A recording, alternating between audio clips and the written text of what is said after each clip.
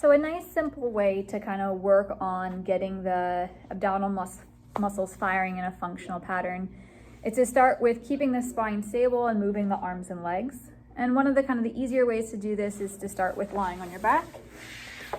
I like this as a starting position just because the floor is doing the work of knowing what a neutral position for your spine should be, versus if you are standing or sitting, you have to be a little bit more aware of where your body's at in space. Again, lying on your back is not quite as functional, so this is a good starting position, but we should progress out of this position.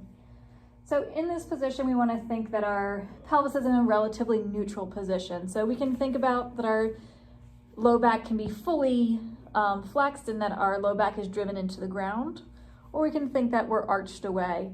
In this position, we want to be halfway in between, where our low back is has a little bit of extra gap to it, but it's not arched away from the floor, and we're not fully pressed down. From here, you're going to engage the abdominal muscles. And when we do this, our pelvis and our spine shouldn't move. They should stay in that nice static position. After we engage the muscles and nothing moves, we're going to start with lifting one leg, and we're going to slowly extend that leg out in front of us. Again, keeping everything nice and still through the abdomen and pelvis, bringing the leg back and putting it down. We're then going to alternate to the opposite side.